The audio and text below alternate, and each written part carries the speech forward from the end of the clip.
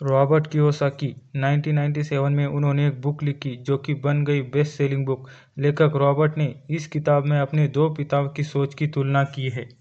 ये किताब आपको फाइनेंशियल एजुकेशन, पैसों की समझ और अमीर बनने की मानसिकता को सिखाती है।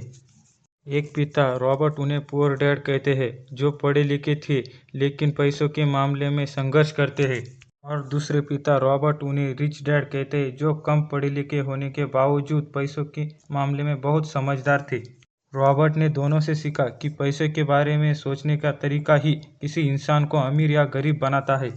रिच डैड कहते हैं अगर तुम सिर्फ तनख्वाह के लिए काम करोगे तो तुम हमेशा दूसरे के सपने पूरे करोगे, लेकिन अगर तुम पैसों के समझोगे, उसे अच्छे से निवेश करोगे तो पैसा तुम्हारे लिए काम करेगा। एसिड्स बनाओ, लायबिलिटीज़ नहीं। रॉबर्ट बताते हैं कि अमीर लोग एसिड्स खरीदते हैं, यानी जो चीज़ें उनकी जेब में पैसा डाले हो, जैसे कि बिजनेस, रियल एस्टेट, स्टॉक आदि।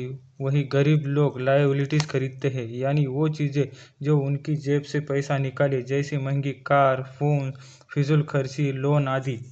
फाइनेंशियल एजुकेशन, स्कूल हमें नौकरी के लिए तैयार करता है लेकिन पैसों के बारे में नहीं।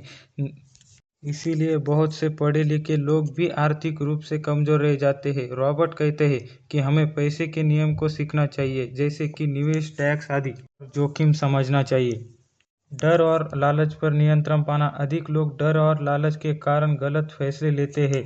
डर के कारण वो रिस्क नहीं लेते और लालच के कारण फिजूल खर्च करते हैं। अमीर लोग भावनाओं को नियंत्रित रख के सोच समझकर फैसले लेते हैं। रिच डैड कहते हैं एम्प्लॉय बनो लेकिन सोच हमेशा एंटरप्रेन्योर्स की रखो। मतलब चाहे नौकरी करो या पढ़ाई, सोच हमेशा ओनरशिप की होनी चाहिए। सीखो कि कैसे पैसे से और पैसा बनाया जाता है। सीखो कमाने से पहले। रॉबर्ट कहते हैं पहले सीखो पैसा कैसे काम करता है और फिर पैसे खुद आएगा।